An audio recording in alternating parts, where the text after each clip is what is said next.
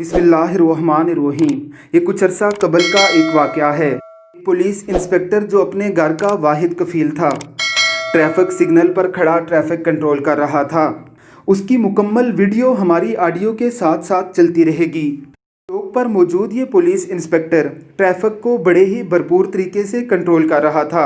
अपनी professional efficiency को दिखाते हुए महसूस अंदाज में चलते हुए सामने आता, गाड़ियों को रुकने का इशारा करता, दूसरी लाइन को खोल देता, यूं ट्रैफिक की रवानी को जारी रखे हुए था।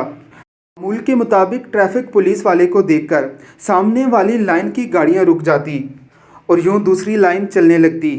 फिर अचानक अजल ने आवाज़ दी। ट्रैफिक इंस्पेक्टर चलता हुआ सामने की रोड पर गया और गाड़ियों को रुकने का इशारा देकर दूसरी लाइन को खोल ही रहा था कि मजीद खान अचकज़ई नामी सरफिरे ने शराब के नशे में धुत होकर अंधाधुंध ड्राइविंग करते हुए इसे अपनी गाड़ी से टक्कर मार दी। पुलिस वाला हवा में उड़ता हुआ दूर जा पड़ा और मौके पर ही दम तोड़ गया।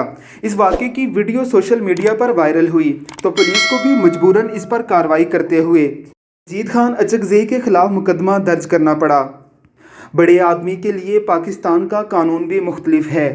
अरसे तक पेशियां होने के बाद कुछ अरसा कबल ही मजीद खान अचकज़ई को बाइज़्ज़त बरी कर दिया गया है और अदालत आलिया ने रिमार्क्स लिखे हैं। सबूतों की अदम मौजूदगी के बायस मजीद खान अचकज़ई मुल्ज़म साबित नहीं होते, लिहाजा उन्हें बरी किया जा रहा है। यूं एक दरिंदे को फिर दंदनाने के लिए छोड़ दिया गया। आप ये मुकम्मल वीडियो आखिर तक देखिएगा। यकीनन ये मेरे, आपके और हम सब के दिमाग का फसाद है। हमें मजीद खान की गाड़ी एक पुलिस कांस्टेबल को कुचलते हुए वीडियो की शक्ल में नज़र आ रही है। अपनी आंखें मलिए और इस वीडियो को बार बार देखिए। ऐसा कुछ भी नहीं हुआ। अगर ऐसा हुआ होता तो अदालत आलिया सबूतों की अदम फराहमी के बायस मजीद खान अचकज़ई नामी कातिल को कभी ना छोड़ती।